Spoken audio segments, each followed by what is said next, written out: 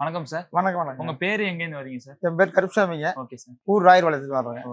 ஆமாங்க. Okay sir. இப்போ நம்ம கம்பெனி வந்து எத பார்த்து நீங்க இங்க வந்தீங்க சார்? யூடியூப் பார்த்து வந்துருக்காருங்க. ஆமாங்க. மாடு ஒரு 6 மாடு இருக்குதுங்க. அதுக்கு தான் இப்ப நாங்க கையில தட்டு வெட்டி போடுறதுக்கு சிரமம். அது சரி போய் சாப்பிடுறது இல்லை. அதை பாதி வச்சுக்கிறது. அந்த அந்த தோகையை மட்டும் அரிசி சாப்பிட்டு அந்த குச்சியெல்லாம் அப்படியே போட்டுறது.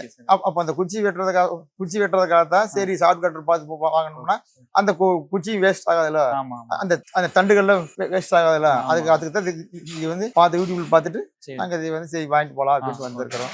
வாங்கிட்டு ஒரு பயன்படும்ல ஒரு 50% அந்த அந்த அந்த தொகையை மட்டும் அடிச்சுக்குது.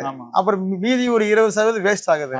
இதுக்கு இதை நம்ம யூஸ் பண்ணோம்னா அது வந்து வேஸ்ட் ஆகாத பண்ணிக்கலாமான்ட்டு வந்திருக்கிறேங்க.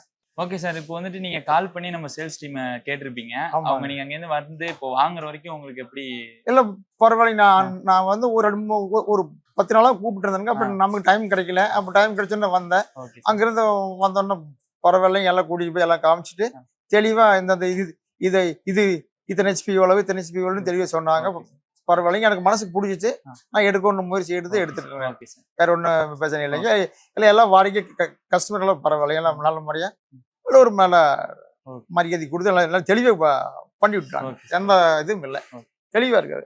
Okay sir. இப்போ உங்க சொந்தக்காரவங்க உங்க ஃப்ரெண்ட்ஸ் யாரும் இந்த மிஷினை வாங்கணும்னு சொன்னா நீங்க ரெஃபர் பண்ணுவீங்களா? இப்போ எங்களுடைய சொந்தக்காரரோ இல்லை ஒரு ஃப்ரெண்ட்ஸிப்போ இதை வாங்கணும்னு சொன்னா கண்டிப்பா நான் அதுக்கு வந்து முழு முயற்சியை எடுத்து இதை பார்த்து வாங்கணும்னு முயற்சி எடுத்து சொல்லுவாங்க. ஃப்ரீயா தான் நானுமே கூட்டி எழுதுவானுங்க.